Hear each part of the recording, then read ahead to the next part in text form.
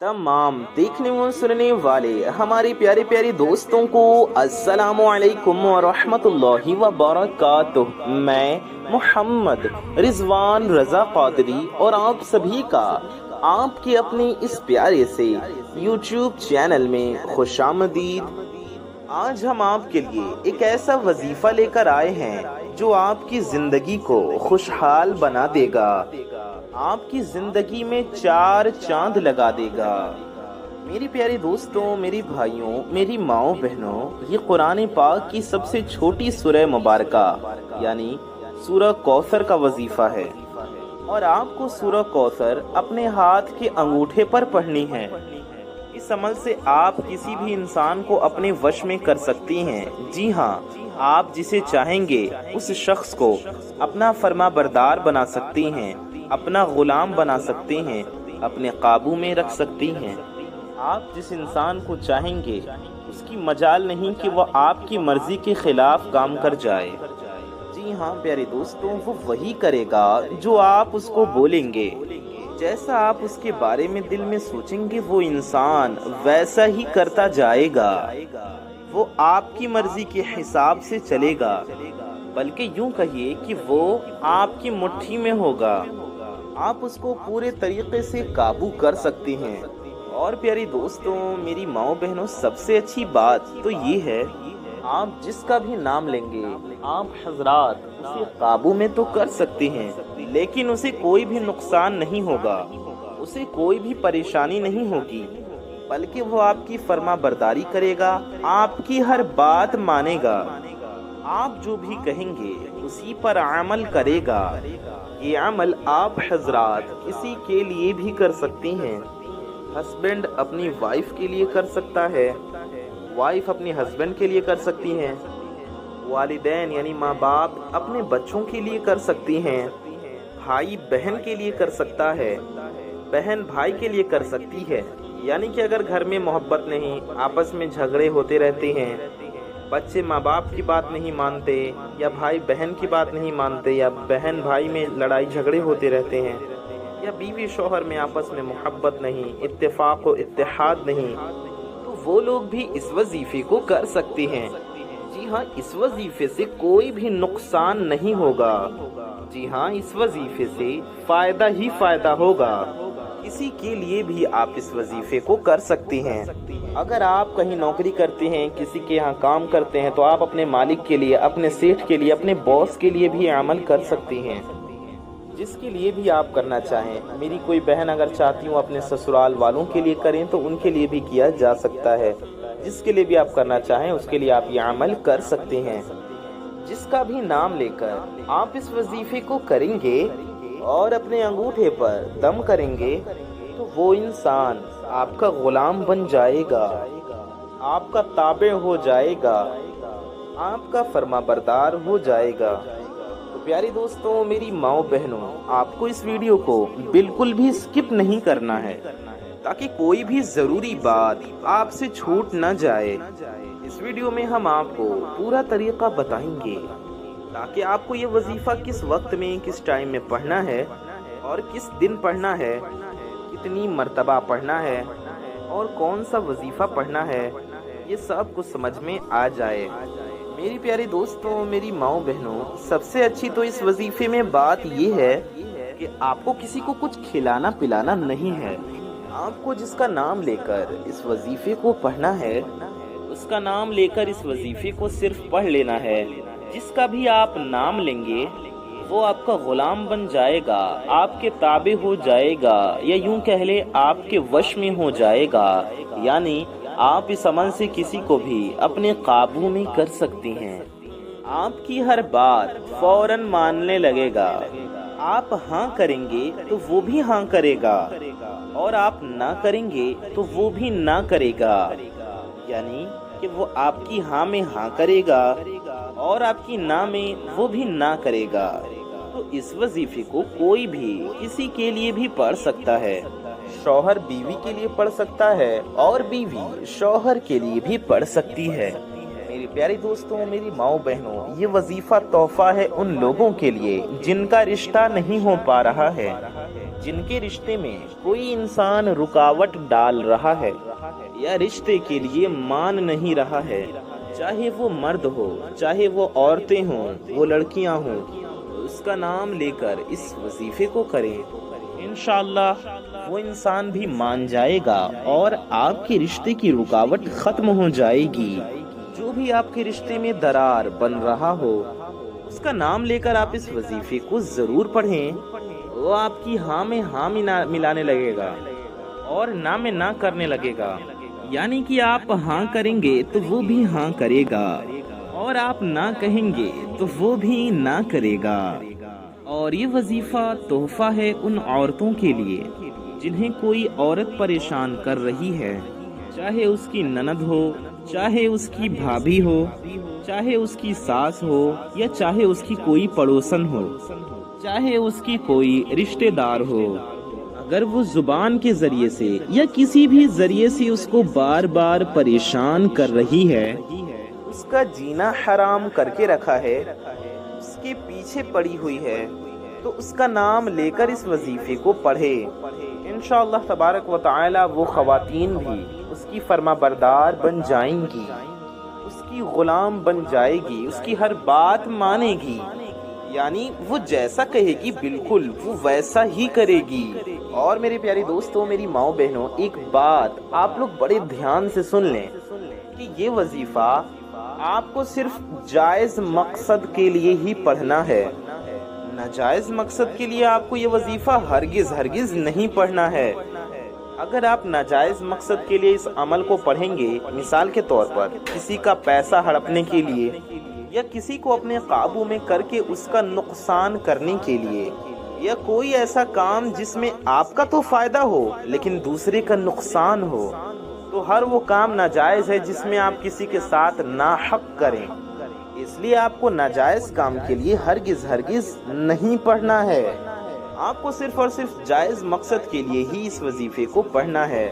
اس وظیفے کو کوئی بھی کسی بھی دن پڑھ سکتا ہے، لیکن اس کا مقصد جائز ہونا چاہیے، ناجائز مقصد کے لیے اس وظیفے کو ہرگز نہ پڑھیں۔ اور کافی لوگوں کے یہ بھی کامنٹس یا میسج آتے ہیں، وہ کہتے ہیں کہ ہم دوسرا وظیفہ پڑھ رہے ہیں، تو کیا اس کے ساتھ میں اس وظیفے کو پڑھ سکتے ہیں؟ میرے پیارے دوستوں، میری ماؤں بہنوں، جی ہاں بالکل پڑھ سکتے ہیں۔ اگر ہمارا بتایا گیا کوئی وظیفہ آپ پڑھ رہے ہیں تو اس وظیفے کو پڑھتے رہیے جس طرح پڑھ رہے ہیں، اور اس کے ساتھ میں اس وظیفے کو بھی پڑھ سکتے ہیں، کوئی بھی حرج نہیں ہے۔ لیکن میرے پیارے دوستوں، میری ماؤں بہنوں، ایک بات کا خیال رکھیں کہ یہ وظیفہ آپ کو پاکی کی حالت میں ہی پڑھنا ہے۔ اگر آپ ناپاک ہیں تو آپ کو یہ وظیفہ ہرگز نہیں پڑھنا ہے، اور آپ اگر بنا وضو کے ہیں تو بھی آپ کو اس وظیفے کو نہیں پڑھنا ہے۔ آپ اس وظیفے کو تبھی پڑھ سکتے ہیں جب آپ پاک و صاف ہوں اور باوضو ہوں، یعنی پاک بھی ہوں اور آپ کا وضو بھی ہو۔ اب ایک سوال ہوگا کہ آپ اس وظیفے کو کب کرنا ہے، تو آپ اس وظیفے کو کسی بھی ٹائم کر سکتے ہیں، کسی بھی نماز کے بعد اس وظیفے کو پڑھ سکتے ہیں۔ آپ اس عمل کو دن میں بھی پڑھ سکتے ہیں اور رات میں بھی پڑھ سکتے ہیں، آپ صبح کو بھی پڑھ سکتے ہیں اور شام کو بھی پڑھ سکتے ہیں، آپ صبح کو بھی پڑھ سکتے ہیں، دن میں بھی پڑھ سکتے ہیں، شام رات پورے 24 آورز میں کبھی بھی پڑھ سکتے ہیں، اور جس دن سے شروع کرنا چاہیں اس دن سے شروع کر سکتے ہیں، کوئی بھی حرج نہیں ہے۔ طریقہ یہ ہے کہ جب آپ وضو کر کے پاک ہو جائیں اور باوضو ہو جائیں تو آپ کو پاک ہو کر باوضو ہو کر تنہائی والی جگہ پر بیٹھنا ہے، یعنی جہاں پر کوئی آپ کو ڈسٹرب کرنے والا نہ ہو اور کوئی آپ کو روکنے ٹوکنے والا نہ ہو۔ اگر وظیفے کے دوران کسی نے کچھ کہہ دیا اور آپ نے اس کی بات کا جواب دے دیا تو پھر یہ وظیفہ آپ کو شروع سے کرنا ہوگا، اس وظیفے کا اثر نہیں ہوگا۔ اس لیے آپ حضرات کو اس بات کا دھیان رکھنا ہے کہ وظیفے کے دوران کسی سے کوئی بھی بات چیت نہیں کرنی ہے، اور نہ ہی کسی کی کوئی بات پر دھیان دینا ہے، اور نہ ہی کسی بھی طرح کا بات کا جواب دینا ہے۔ آپ حضرات تنہائی میں بیٹھ جائیں، تنہائی میں بیٹھنے کے بعد اس وظیفے کو پڑھنا شروع کر دینا ہے۔ سب سے پہلے آپ کو 11 بار اعوذ باللہ من الشیطان الرجیم اور بسم اللہ الرحمن الرحیم پڑھنا ہے۔ اب سوال ہوگا کہ کس طرح سے پڑھیں گے، تو وظیفے کو اس طرح سے پڑھیں۔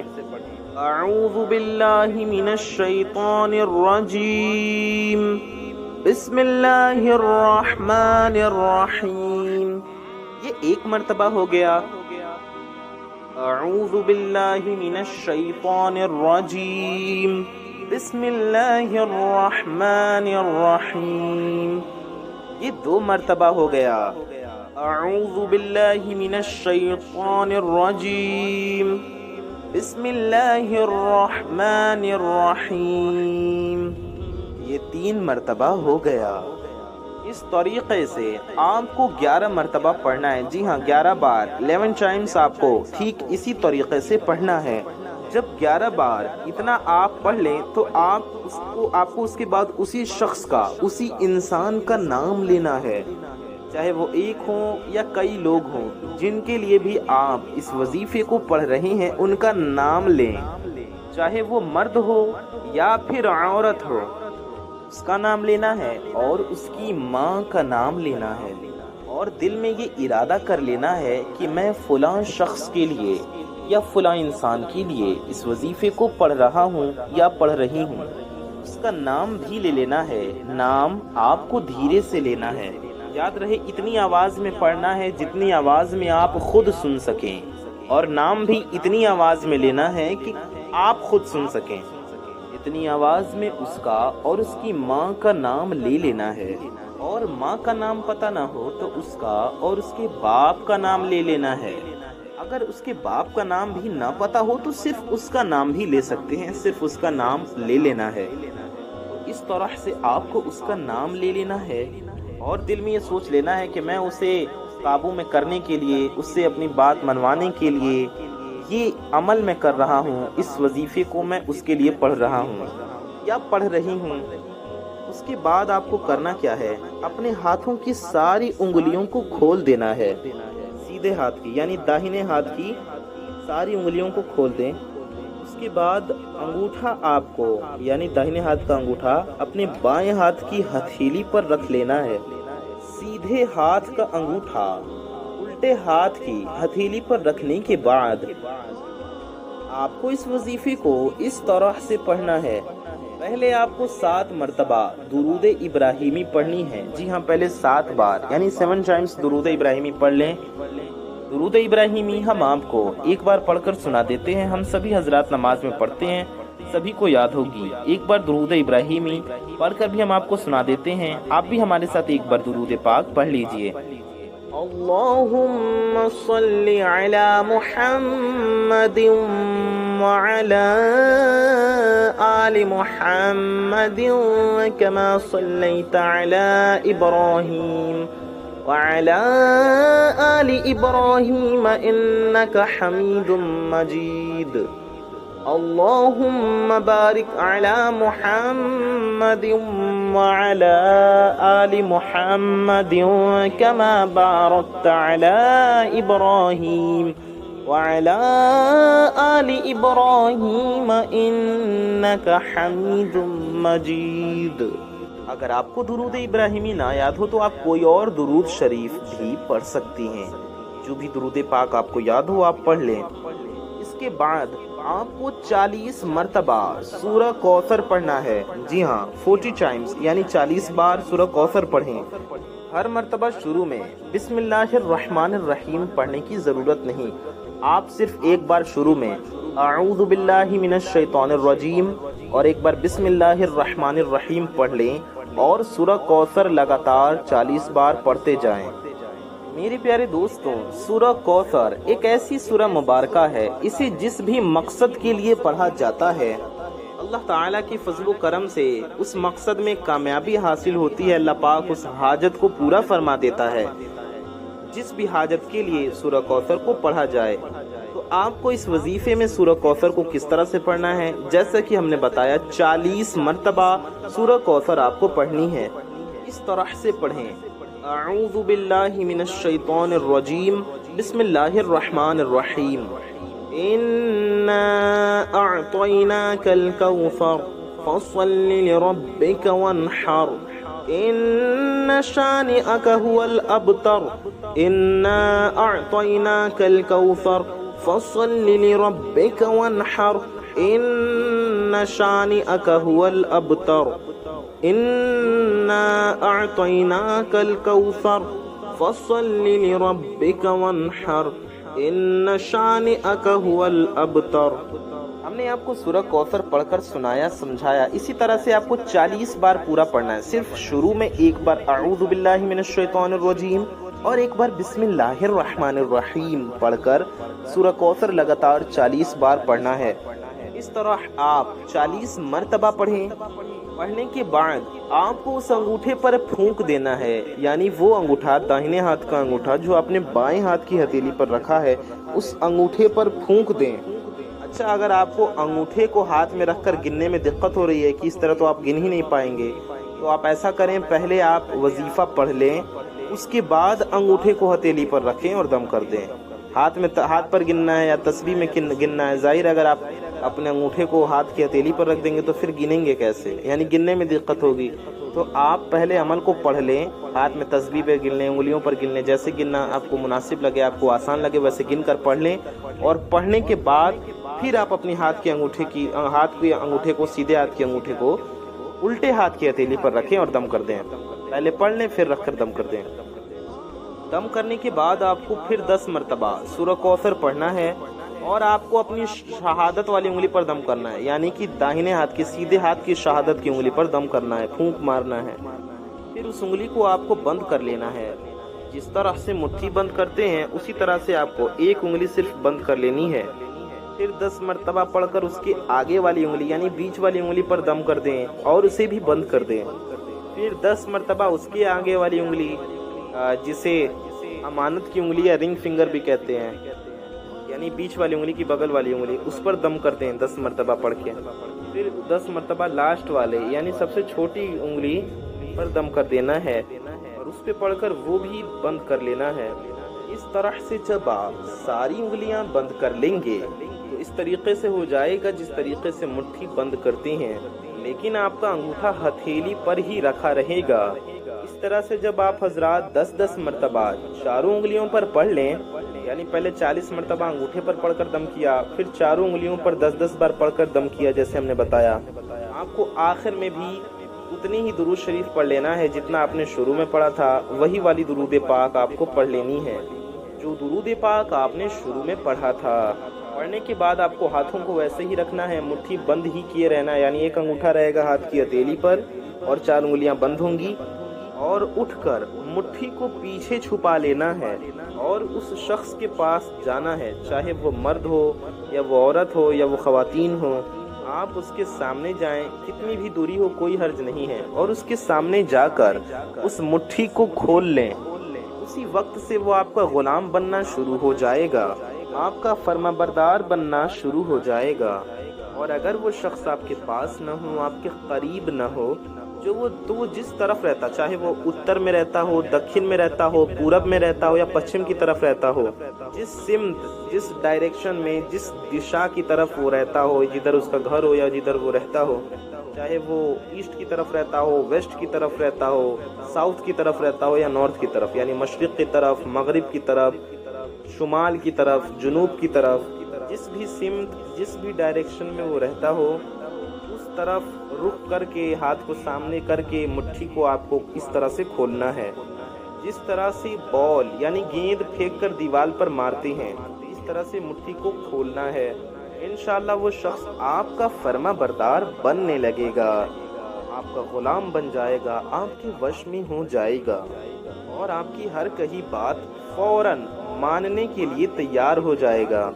آپ ہاں کریں گے تو وہ بھی ہاں کرے گا، اور اگر آپ نہ کریں گے تو وہ بھی نہ کرے گا۔ میرے پیارے دوستوں، میرے بھائیوں، میری ماؤں بہنوں، امید کرتے ہیں کہ آپ کو یہ ویڈیو پسند آئی ہوگی۔ اگر آپ کا کوئی سوال ہے تو آپ کامنٹ کر کے کامنٹ باکس میں پوچھ سکتے ہیں، آپ کے ہر سوال کا جواب دیا جائے گا۔